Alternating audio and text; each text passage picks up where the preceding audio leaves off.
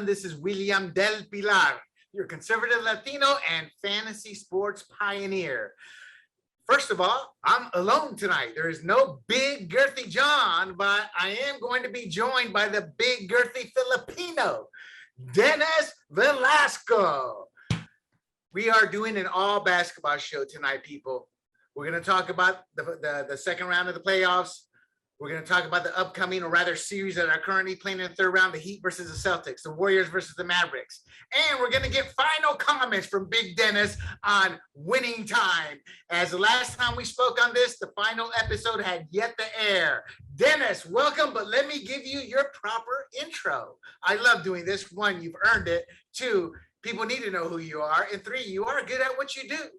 Dennis Velasco is the EIC of Nerd Fantasy Sports. He's contributed fantasy basketball content to Sports Illustrated and The Score, and regular NBA content to Yahoo, Slam, SB Nation's Nets Daily, ESPN's Old True Hoop Network, and many other hoop destinations on the internet. He's the founder of Hardwood and Hollywood, which was a Fox Sports partner, and he's currently a Complex BuzzFeed publishing partner, but he also has his own website. And Dennis, tell us what that website is. It is called DV Hoops. I have yet to update it because I got a lot of life stuff happening, but things will be getting on that website. So that is dvhoops.com, people. That's right. Dennis, thank you for coming on. I know you're accustomed to being with Big John, but Big John is out. He's got some, who knows what the hell that man's got to do, but he's busy. Hey, that's fine, because now we can talk trash about him. There you go. I don't know. He's kind of big. So let's get right into it. I call this segment, What Happened? What happened to the Bucks? I mean, that was kind of easy. It's no Chris Middleton. Chris Middleton, was a major factor in the championship season last year. You don't have his outside shooting. You don't have his motor. You don't have his defense. You don't have, the offense paying attention, the defense rather paying attention to him. So, it just wasn't the same. And the fact that the, Bucks actually took it to Game 7, it's a testament to just the team concept that they have and Coach Mike Budenholzer. It makes me feel good. In my question last week to you about Chris Middleton and how they could, if they could win without him, and it turns out they couldn't. Well, you've kind of answered the question. My next question, though, is what do the Bucks have to fix, or should they remain with the status quo? Based on what you said, I'm thinking they probably just need some quality depth and to make sure Middleton stays healthy. Well, I mean, the key thing for a lot of teams, that actually for every team, number one is always health. So the Bucks don't really need to do anything. They just need to stay healthy. But, it's sports. When does that ever happen? We've seen lots of injuries, especially in basketball, to key players, and you just have to get lucky. Honestly, sometimes it's about just being lucky. I've always said that about the NFL, and I believe that is in all sports, even one-on-one, MMA and boxing as well. It's attrition. Boxing or MMA, who can be the healthiest, meaning they're not injured or hurt going into those later rounds. And right. Football and baseball and basketball and hockey are in their own world. Wouldn't you say? Because of the simple fact they play, 140, 150 games a year? I mean, think about that, people. The intensity of how in shape these athletes have to be. What do you think? No, I mean, it's true. Especially for a grind like baseball, you can say, yeah, they don't really always, have action in whatever they're doing. Like, let's say you're a right fielder, and you're just facing a team of righties. You might not play that much, might not, be in action that much, but, it's still a grind. You still have to travel. You still have practices. You still have a family to think about. It's rough. It's just not about the physical, but it's also about the mental health, if you ask me. I know. And then when you throw on top of that groupie girls, they have busy lives, my friend. Oh yeah. Lives. Okay. What happened to the Phoenix Suns? And did Chris Paul look old or what? Man, I don't know what happened. The only way that I can explain it, and it's obviously being really stupid, it's the Kardashian curse. Devin Booker is with which one? Kendall Jenner. So it's like cursed. No, but honestly, what happened was the Mavs just played better. The Suns just got outplayed. And I got to give it up. I was surprised. I didn't think the Mavs would win, and I didn't think Luka Doncic was going to do as well as he did. I mean, he scored more points than Devin Booker, had more assists than Chris Paul, more rebounds than DeAndre Ayton, more steals than Michael Bridges, who was second in Defensive Player of the Year votes. So Luka Doncic just went on another level, and you just got to give it up. Did Chris Paul look old? Chris Paul is old, but he keeps his body, in shape throughout the whole year. He's a vegan and everything like that. I think he can come back and play another productive season. But yeah, first 2 games looked great. Last 5, he did not look good. As you getting old, it's hard, to say no. Yeah, Dennis, do you think you watch basketball intently? I left basketball. I came back because of work, and I've started watching it again anew because of you. Actually, you kind of make it exciting with how you talk things up and inside info. That last night I'm watching the Celtics, get trounced into the third quarter. I never have done that. So thank you for that. But the reason I bring that up is I have not seen this season in depth. Were they monitoring Chris Paul at all, the Suns? And if they weren't this year, is that something going forward they're going to have to do because of his age and the length of the season? Well, there's this term called load management. And basically something that the Spurs have been doing for a while where they'll rest a player on purpose. The league hates it because, you're resting stars and, you have little kids coming to games to watch these stars play. And then all of a sudden it's announced, they're not playing. With Chris Paul, they didn't really do that. I mean, he was like legitimately injured, so he didn't play. But they don't really do load management with Chris Paul, but that might be something to consider for next season. They've been doing it with LeBron James, for a little bit, even though he averaged a lot of minutes lately, but he's the only player on the Lakers really, because Anthony Davis always hurt. But I think load management is something that Chris Paul and the Suns need to, consider heavily, because like Jimmy Butler, he doesn't really give a damn about the regular season, just cares about the playoffs. They should take that approach to just do enough to get into the playoffs and then just torture competition. Easier said than done, but right. So possible. It seems to me that you're saying that the Suns shouldn't move on from him. They should just watch his minutes and hopefully what is arguably their last window of opportunity this upcoming season. Yeah, no, it is. And you have to consider that DeAndre Ayton might be gone now. He's a restricted free agent. There's a lot, there's been rumors of, some infighting, especially in that game 7. And the reason why he only played 17 minutes in game 7 was because he did something. It was like an internal issue. Who knows what's going to happen. So maybe you do trade Chris Paul, but it's just a gamble that you're going to take. You want to be as consistent as possible. Right. So some sad news.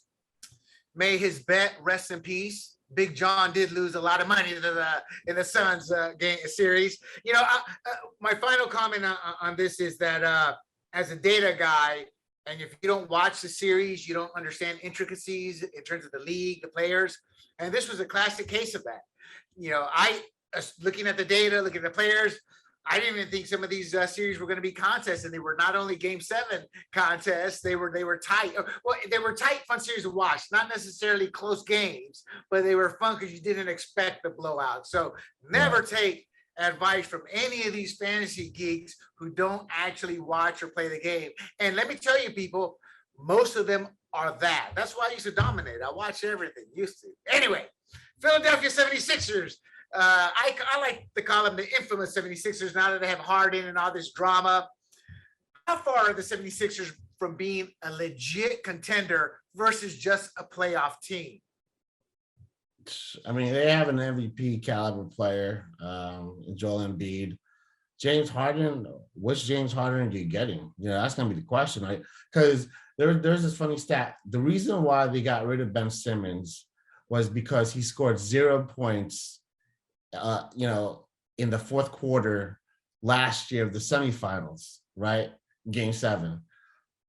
So you go fast forward this year, guess who also did the same exact thing as Ben Simmons? 0 for 2 in the second half, 0% field percentage. James Harden. It's like, what? You're supposed to be chucking the shots up there. I mean, you don't score any points unless you shoot the ball. He wasn't shooting the ball at all. So Yeah. all the grief that they gave Ben Simmons, they got to give it to James Harden. I mean, it was crazy that James Harden did not show up. I got to be honest.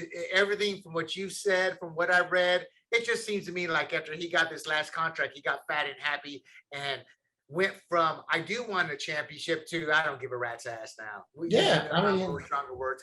And he's not alone. There are a lot of players in all sports. Once they get that big contract, they check out. I used to write about that on the NFL side. Watch this guy now that he's got his big contract, because two things are going to happen. He's going to strive for even greater greatness, or he's going to plateau. And a lot of them actually plateau. That's why they have the 5 to 6 year league lives, yet they have more talent where they could actually do more if they wanted. Okay, speaking of James Harden, you kind of mentioned this terrible postseason quickly. Can he come back from that? And I don't care about next year's regular season, but if the season's a grind, as we talked about Chris Paul, it's going to be a grind for Harden. Can he actually make it through a season playing relatively well and take that into the playoffs? Because we haven't seen it in 2 years now. Right. I was going to say, if you asked me this question like 5 years ago, I would say, look, James Harden can go like 10 strip clubs, back to back, not sleep for like 48 hours and still show up and score points.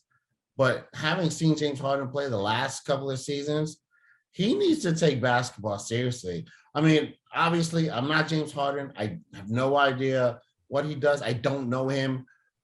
But it just seems, from the outsider's point of view, he doesn't care about basketball that much. And if he wants to actually win a championship, take it to another level, it looks like to me from the outside that he needs to take basketball a little more seriously and keeping his body in shape. Yeah, if he took his basketball game as seriously as he took that beer, he'd be somebody. Oh, yeah. No, he is somebody, but he could be the somebody. It's just... James Harden is what you call a classic case in how fleeting fame is. A big, huge superstar at one point in his life, now an aging star. In 5 years, we're not even going to be talking about him. That's just... Well, no, I don't think that's true. He is undoubtedly one of the best offensive players ever. Doesn't matter. Go in the I don't think we're going to forget James Harden because, the beard, he's iconic, top 75 player of all time. Let me ask you this. From the 1980s, what were some of the star players below the Isaiah Thomas, the Larry Bird, the Magic Johnson tier stars? That's all I'm saying. I don't know. Reggie Miller. I mean, there are players there. No, there are. I'm just saying. But see, Reggie Miller never was a James Harden. Reggie Miller got he wasn't. He tried to the very end. And what I'm trying to say is his game never diminished outside of the natural tendencies. It seems like Harden's talent is still there at times. You see it, but the will in his heart isn't there. So and Reggie Miller was a controversial player at times, but right. That was never a question. Okay, Memphis Grizzlies. Was youth too much for the Grizzlies to overcome this against Golden State? Yeah, it's a classic thing where, they needed to get their butt kicked in order to do better in the postseason, probably next season at some point. You saw it with Michael Jordan against the Detroit Pistons. Young Chicago Bulls team, young Michael Jordan gets his butt kicked by the Detroit Pistons, by the Boston Celtics. But then he learns. I mean, obviously, and Michael Jordan obviously is an extreme example.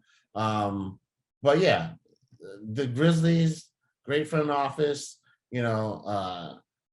great coach, great players, great cast. You have a healthy John Morant. Who knows what happens?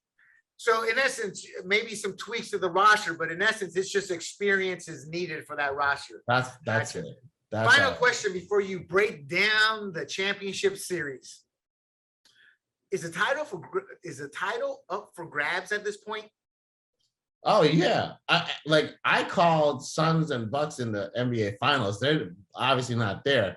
At this point, if there was a favorite, I would probably say the Golden State Warriors, because they have that, we just talked about it, experience, so they have a good shot. I think they can win. I don't think you could obviously sleep on the Miami Heat. I hate the Boston Celtics, so I'll never talk well of them. But I mean, Jason Tatum's a superstar. I actually love Jason Tatum. But I just hate the Celtics, living in New York City. And, that I admit it though. But is it up for grabs? I think you never know. It's a playoffs. Right, right. As we've seen, it's up for grabs. But I guess as it's following basketball now again, it just seems that Golden State's clutch players, solid coaching, but most importantly, the experience in both winning and losing, to me, makes them the favorite. But that said, we'll talk about it later. The Heat really, really, I don't want to say got to me as much as I was like, whoa, did not realize they were that good of a franchise. Not just a good team this year, but a franchise. And we'll talk about that shortly. Okay, let's break down the Heat. Oh, we're going to talk about it right now. Let's break down the Heat versus the Celtics. First of all, as a basketball aficionado, tell us a little bit about the history between the Heat and Pat Riley and Danny Ainge and how that goes back nearly 2 decades, but still lives on today. Well, I mean, Pat Riley was head coach of the Lakers. Danny Ainge played for the Boston Celtics, during the 80s. There's that natural, rivalry over there. But then they've proven to both be really great GMs. Obviously, I would say Riley's better than Danny Ainge. But for some time, Danny Ainge was considered the best GM in the league, especially when he traded for Kevin Garnett, teamed him up with Paul Pierce and Ray Allen, and they won the title. That's really the essence of it. It's not like a Larry Bird versus Dr. J where they actually punched each other. It's nothing like that. Right. But they Heat. I mean, ever since they've gotten Riley, they've been really, really good. That's absolutely true. The Heat are making their 8th trip to the Eastern Finals over the past 18 years. That's almost every other year. And the reason I find that fascinating is there are some, the Utah Jazz, for example. Mm-hmm. I think it was the Malone and Stockton era the last time they got to the finals. It's never a given. So to see them get to the Eastern Conference Finals and then go to a couple of championships as a relatively new franchise, 20 some odd years, but that's still relatively new compared to some of the others. That's impressive. They've been to the finals 6 times in the past 12 years. Again, every other year. I mean, that, my friends, is dominance. That's what you get from El Latino. Well, I mean, to be fair, they did have arguably the best player in the league at that time, during those times, and LeBron James. Then you had Dwayne Wade and Chris Bosh, then all their great, role players, even, the aforementioned Ray Allen was a great role player for them.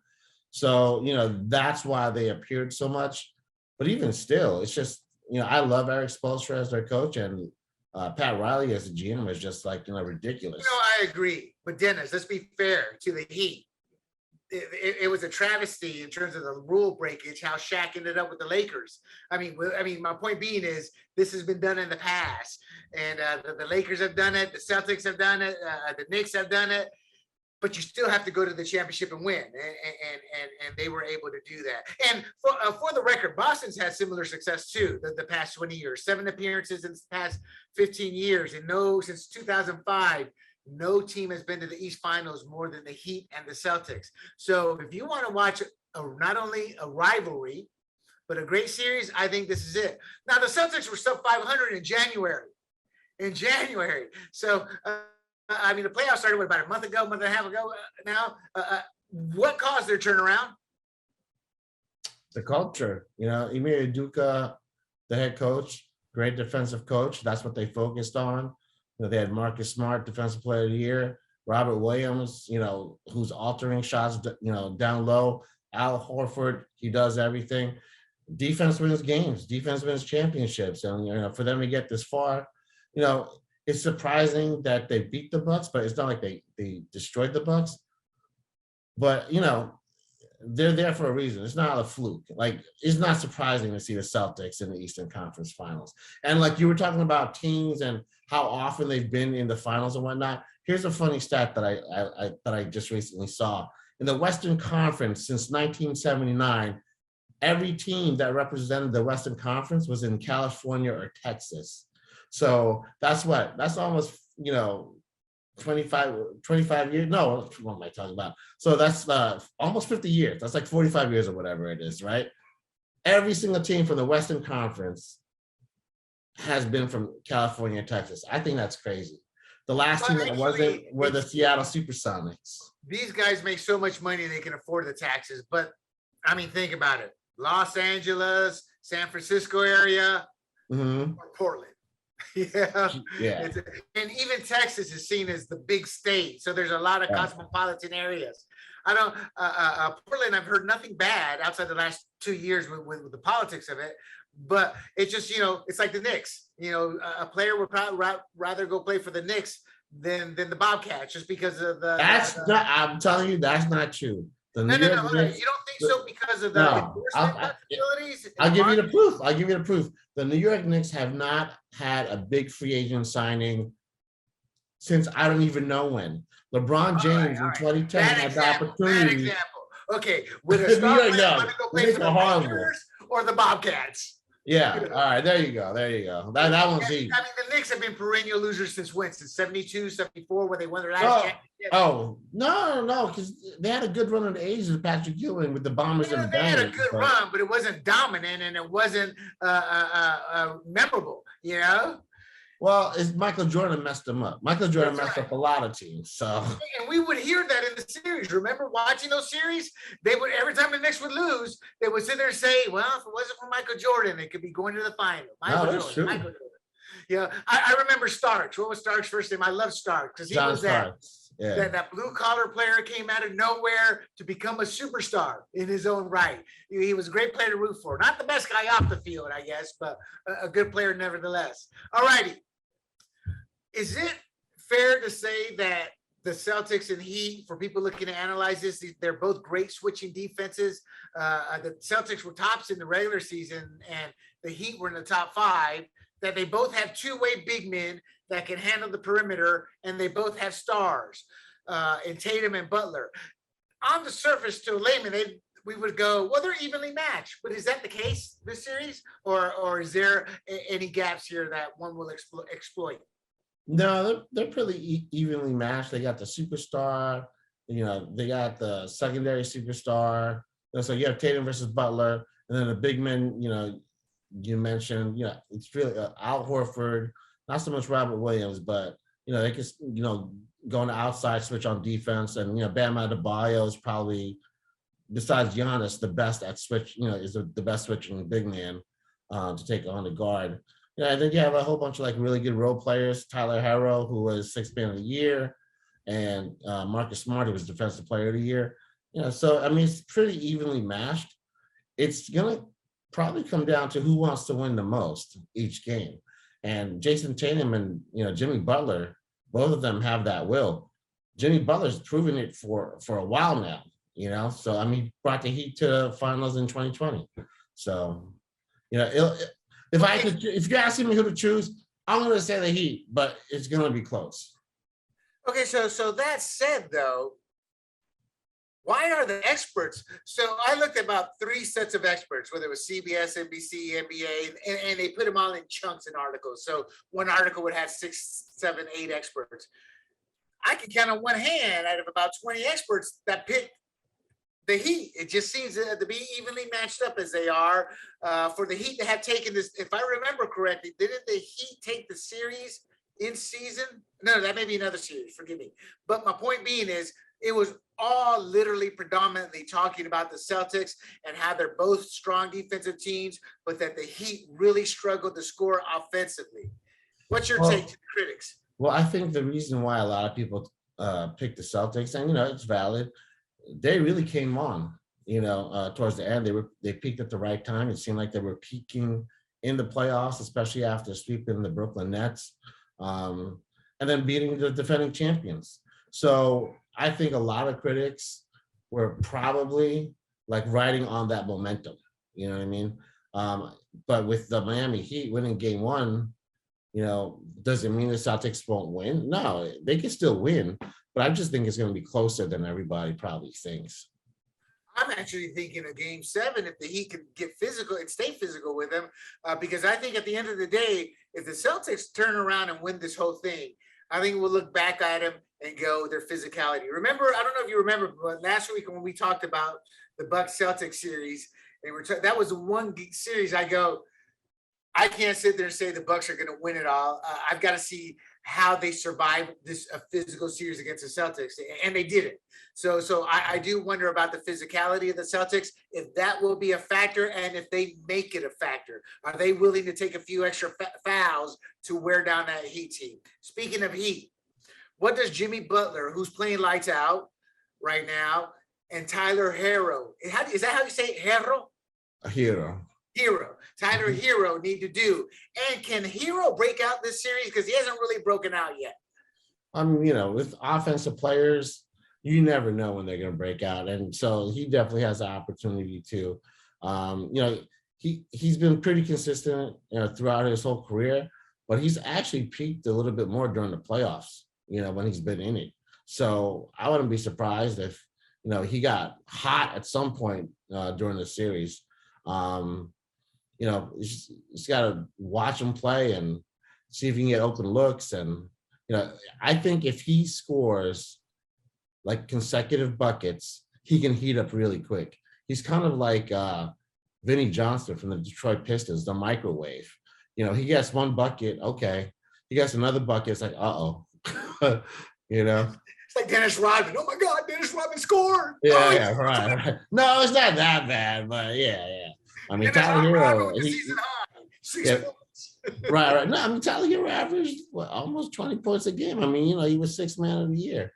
So Dennis Rodman was just. We will never see a Dennis Rodman. Well, I don't know. The way politics are going and the LGBTQ, we may see a Dennis Rodman in a wedding dress outfit. Oh.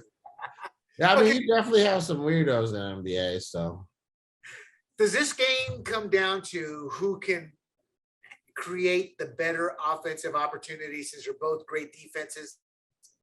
It's going to come down to will. Who wants to win more? That's literally what's going to come down to, because both teams are gritty, both teams are physical. If you know anything about Jimmy Butler, he's like just persistent and relentless. So.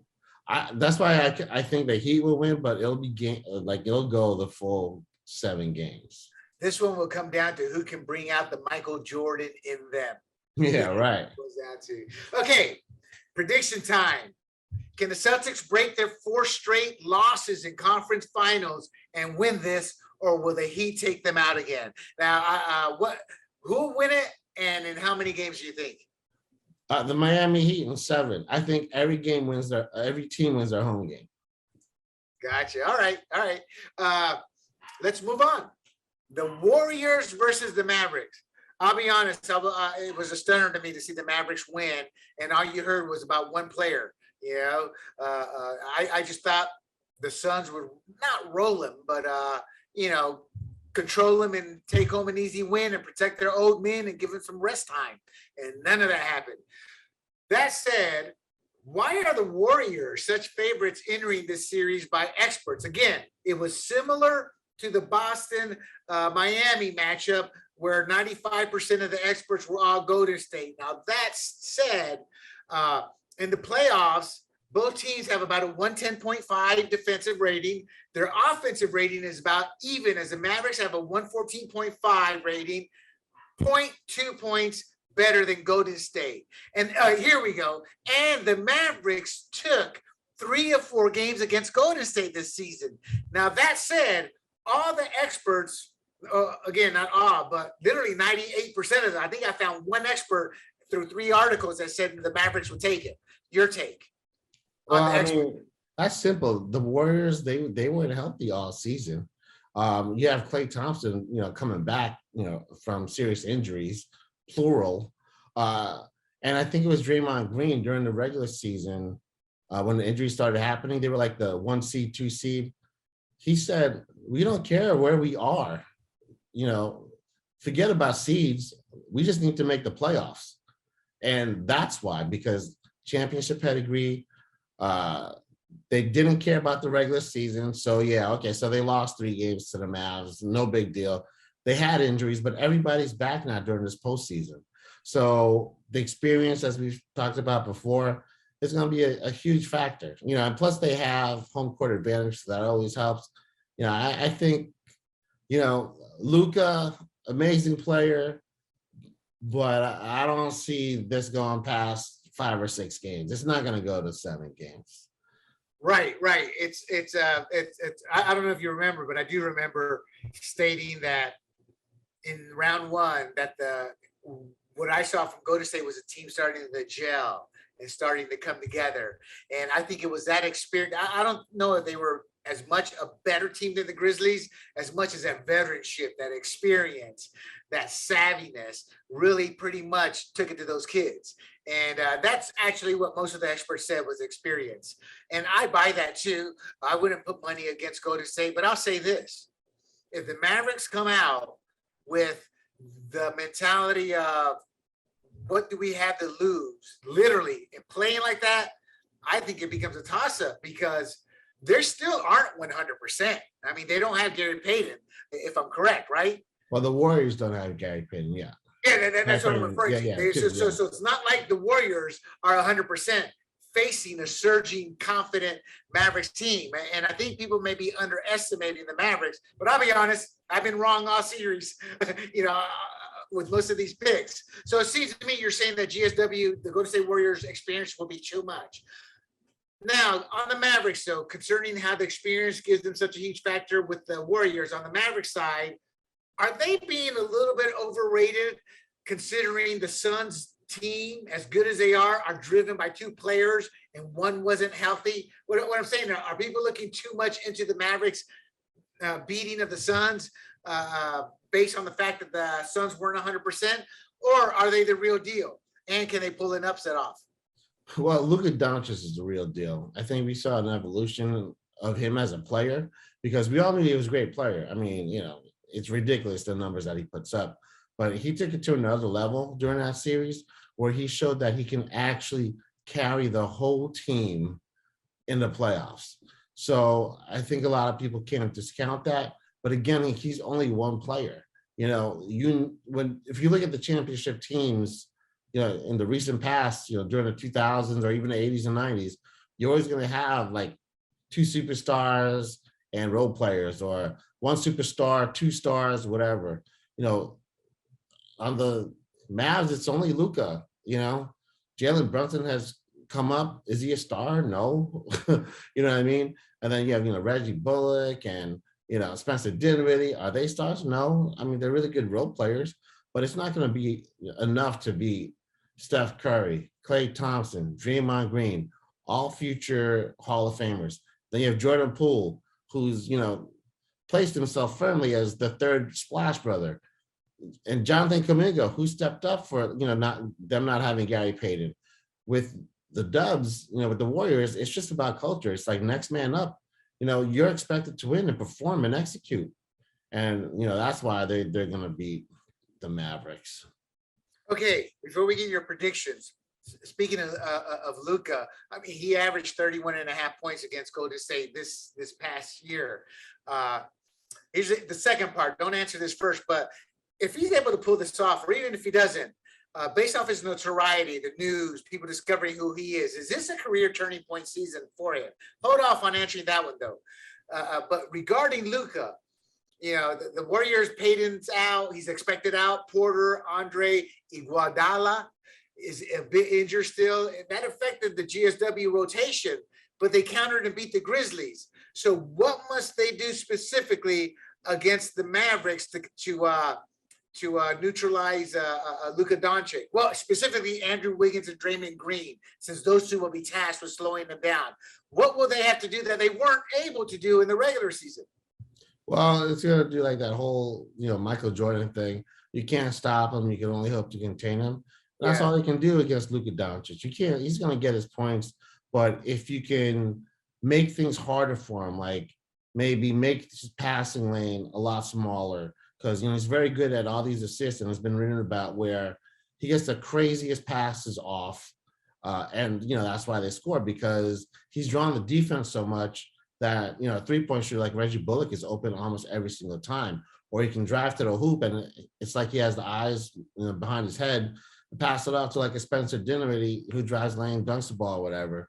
So if you can just limit his teammates from performing by making it harder for him to find, by making it hard for Luka to find them, they'll be fine. Will Luka score 30, maybe average 35? Yeah, probably. I wouldn't be surprised. But if you limit his assists and limit the chances of his teammates, the Dubs will win. And they're one of the best, at doing that kind of stuff. So I don't think any game will be a blowout, but I think when the Dubs win, it'll be convincing. Gotcha. Now to answer the question on Luka Doncic, do you think this was a breakout season for him as a marketable player, kind of finally elevating his game, elevating his name to match his game out in the public? In the mainstream, maybe, but every basketball fan knows who he is. It's amazing, like what he does. The thing about this season was he's been praised so much the past couple of seasons that he came into this one out of shape. Oh, wow. And it was noticeable. And people were talking about, oh man, Luka looks a little pudgy, he looks a little fat, he looks a little slower. So when he heard all that stuff, when it was just like too much, he actually got in shape. And that's when his whole season turned around. So, if he can come into the next season just being a pro, he's 22 years old. Right. If he comes into next season, having been a pro for, a few seasons already, comes back in shape, just kills it from the beginning of the season, like really kill it, he'll be a mainstream star. As of right now, he's not as much of a mainstream star. Like you don't see him in commercials, right? Right. But eventually he'll get there because he's young, number one, good looking guy. He can play, but it's just, right. And just needs to show it consistently. Yeah. And fair or not, socially speaking, people tend to gravitate towards their own kind. That's why you see, especially in the military, is a great example. I'm not going to give neighborhoods, but in the military, you all live together, but the blacks will separate, the whites will separate, the Latinos will separate. And truth of the matter is, a white kid in the NBA becoming a star, that's a very high ceiling financially for him. Again, fair or not, but it's he's the next Larry Bird. Well, exactly. That's just how life works. That's what I try to tell my friends. That 70% of the purchasing power in America is from white America, and they don't like hearing that. And I sat there and said, that's why advertising is one of the few industries. It started changing this past year because of political correctness, but it's one of the few industries where you can actually legally break down cultures by demographics. That's why you would see a malt beer and Colt 45 and those things, and not Marlboro, but menthols being advertised towards blacks, and then the whites would have the Miller Lite and all. It was funny growing up because my dad smoked menthols, and it turns out he lived and worked amongst a lot of blacks. Thus, that's how he got hooked that way. So life is very funny when it comes to marketing. And I always tell people there's always tales within the tales and so much to learn. And it's actually, for me, it was fun. Okay, so let's move on to something. Oh, I'm sorry. How many games? And obviously you're going to take Golden State, I would assume. And how many games? And the final question, is there any shot of the Mavericks? I know statistically there's a shot, but do you see if before picking Golden State, is there anything you see in the Mavericks arsenal that could pull off an upset? Yeah, if they can defensive rebound, get all the misses, if it happens from the Golden State Warriors and they don't turn the ball over, they'll compete and put themselves in a place to win. Well, you said rebounding. Were you saying if the Mavericks do better rebounding? Yes, the Mavericks can defensive rebound and make sure the Golden State Warriors don't get second chances. The reason I'm a little shocked is that's like their major weak. Luka's, I think their top rebounder. He's 6'4" or something like that. He's like 6'8", yeah. But that's why it's gonna be tough. That's why it's gonna be tough for the Mavs to win. Okay, how many games do you think it'll take Golden State to take it down? 5. Gotcha. 5 games. And there you have it, people. Before we go on to winning time, we got a couple of extra minutes. And what did you think of the NFL draft lottery? Oh, the NBA draft lottery. Yes, sir. Oh I'm yeah. sorry. I think it's gonna be good. I think the biggest deal was who was gonna go number one, right? At this point, I think it's gonna be Jabari Smith going number one to the Orlando Magic. But if you look at talent and like someone who could be like an instant superstar, that's gonna be Jordan Ivy, but he's a guard, and the Magic are gonna take another guard 3 years in a row. They've already taken, huh? Just for the audience, because we didn't Yeah. tell them, and I apologize. But the Orlando Magic won the number one pick, followed by the Oklahoma City Thunder, the Right. Houston Rockets, the Sacramento Kings, and the Detroit Pistons rounding out the top five. I apologize. Go on. Right. Yeah. So with the Orlando Magic, they already have Cole Anthony. They took him, I think, in the top 15. They drafted Jalen Suggs. They took him in the top 10. They're not going to get a kid like Ivy, who's another guard. Granted, I think he could be better than both of them, but it's just like, you need to, like, always depth is good, but, you need to fill your needs. They need a big man, and Jabari Smith is going to be good. Chad Holmgren's another, possibility. It's going to be great for the, OKC Thunder because they just pick whoever is left and they can't go wrong, And, you have Josh Giddey, Shai Gilgeous-Alexander, and whoever they pick this year, you have them together for the next 5 years. They can be really, really good. So, I thought the lottery was good. I feel bad for the Portland Trailblazers who, statistically should have picked fourth, but they fell all the way back to 7 and they had a horrible season. Dame Lillard was hurt. I feel bad for Dame Lillard, but, that's how it goes sometimes. Damian Lillard was there for the draft lottery too. It's kind of funny because the Pistons picked number 5, and some of the articles and analysts were stating that they were the losers in all this. It's funny how we put in our heads the top tier players. And yeah, I mean, right. Joe Montana, Hakeem Olajuwon. I mean, there's various leagues, there's tons of players that you don't even think of their greatness. So, and my point being is you just can never tell, but it's funny how everyone's all in on the can't miss stars. All right, Big Dennis, winning time.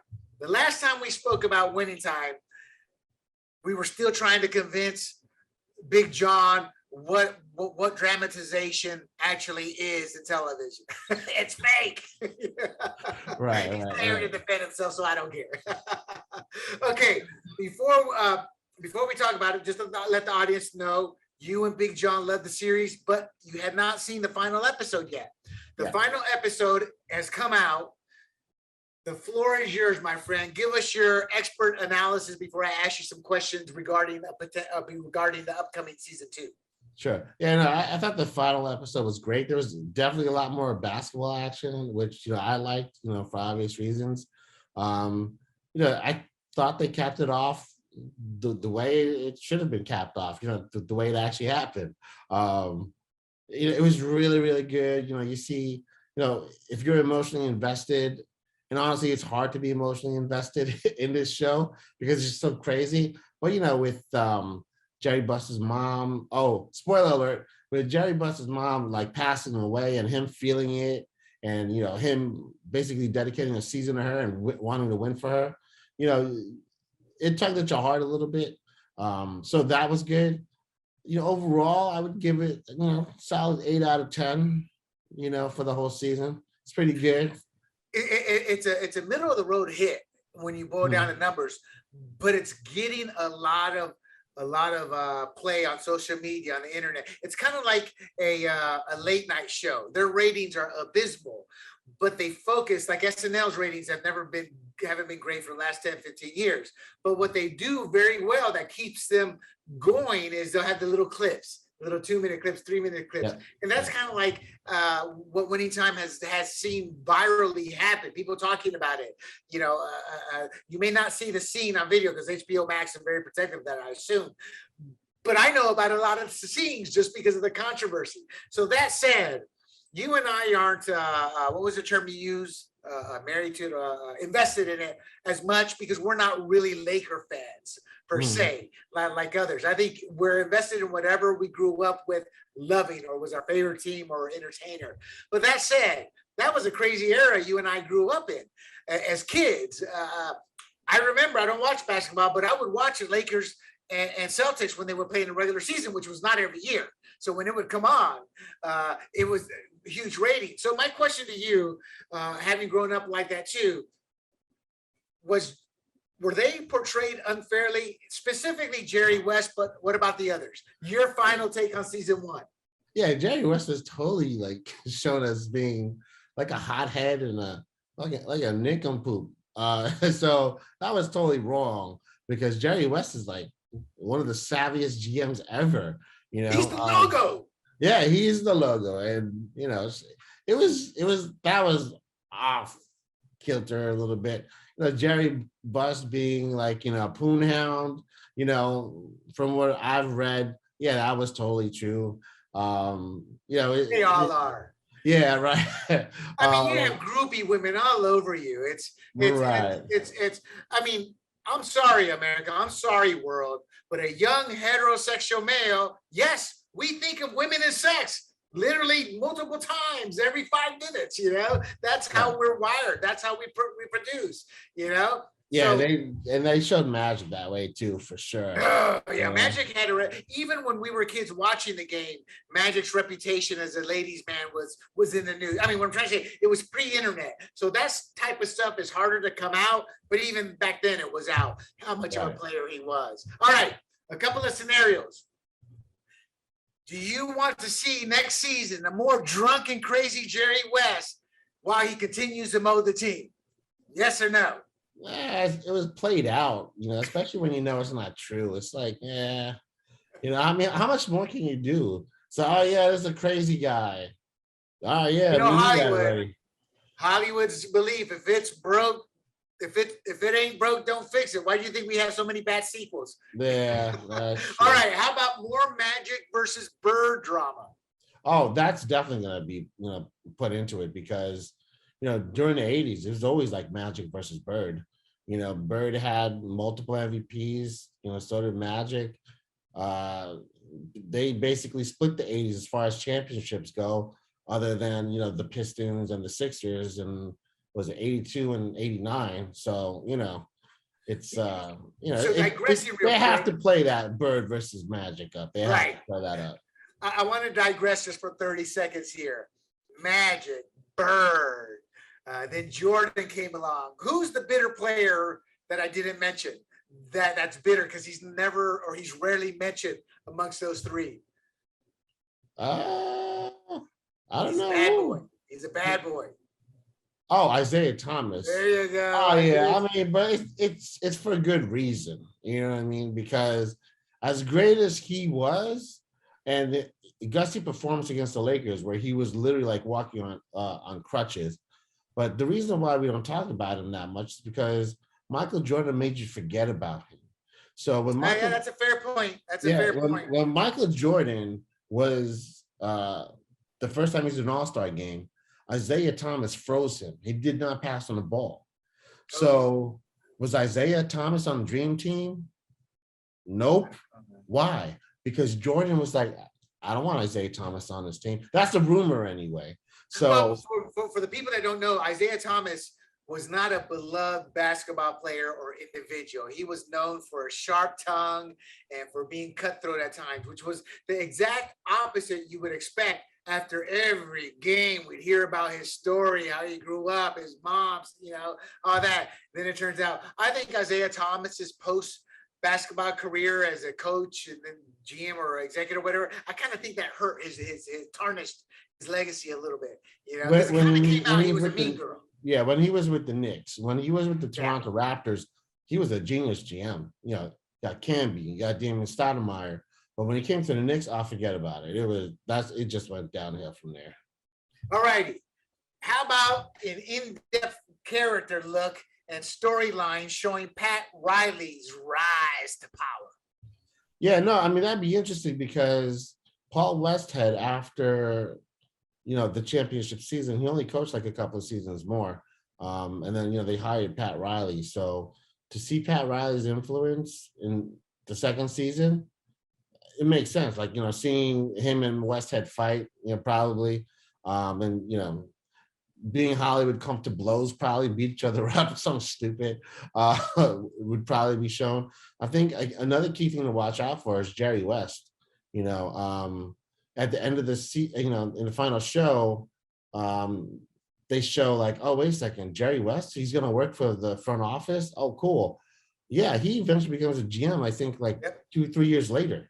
And he orchestrated, so many great championship teams. He orchestrated the ability to bring in college superstars who became phenomenal role players, like James Worthy.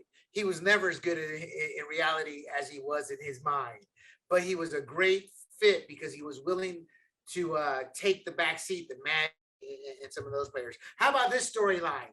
How about we have a storyline every episode for a minute or two of Kurt Rambis trying to find his glasses? I think it'd be played out like Jerry West being a crazy old man. Dude, did that man not have some serious Coke glasses though? No, he did. But if you want to have anything like go through the Hollywood treatment, how about AC Green being a virgin until he actually got married? Now he's an NBA player. That's right. NBA player. He has the groupies, and he said no to all of them because that wasn't his thing. He wanted to I forgot about that. Yeah. So that's something you play up, especially with all the series the season one had, Him and Kurt Rambis being buddies. One so ugly he can't pick up a girl, and the other one a virgin. He wasn't really that ugly. It's just he had the headband, the glasses, right. scruffy look all the time. Because let's be honest, any professional sports athlete, regardless of what sport, is going to have groupies, except fantasy and sports industry. That's right. All right. Or how about we just get Jeannie Buss, or what about Jeannie Buss and her rise of power? Not only as an executive, but a woman in the men's club. Would somebody like Dennis like to see that? Or is that something that's not needed for this show because it's mostly male oriented? They showed her side a lot in, season one and like showing her point of view. To see it to continue to rise wouldn't be like a surprise to see during the show, but I don't think it would have like an impact because you can't really parody that because it actually happened. You know what I mean? Yeah, You can't exaggerate it. Like, well, they can parody it. I mean, look at you. Right, they can parody it, but you can't really play that up where it's interesting. So, Dennis, thank you for coming on again. This is a one-on-one show.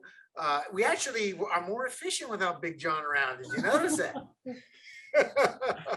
Any final words or comments for us to be aware of or to look for in the two series, Warriors versus Mavericks first? Any final comments or words, or what should we look for? Yeah. To enjoy it more.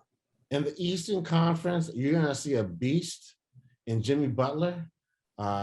So be prepared for that. And in the West, the Dubs are back, baby. The Dubs are back. There you go. And Dennis, we'll have you back on for the championship series and hopefully the actual draft beforehand. You've been listening to Points on the Board without my partner, Big John, but Dennis Velasco has filled in nicely. Don't forget to visit sportsgrumblings.com for articles and more content. And my friends, I am posting a new article up there tonight. sportsgrumblings.com. And don't forget, Dennis, give us your website. Go to HardwoodHollywood.com. Eventually go to dvhoops.com. DV Hoops, like Delta Victor, correct? DeltaVictorHoops.com, DV.com. Dennis, thank you for coming on. Thank you for dealing with me for an hour, and we will see you next time. And America and the world, good night.